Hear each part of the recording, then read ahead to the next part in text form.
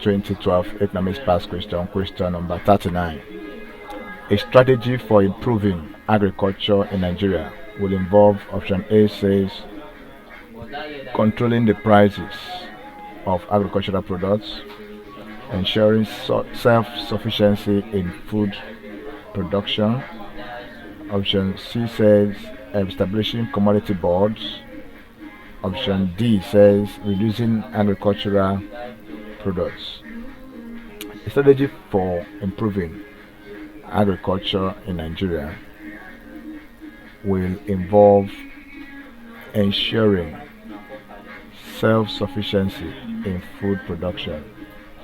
Option B is the right option. Thank you, and please subscribe for more past questions.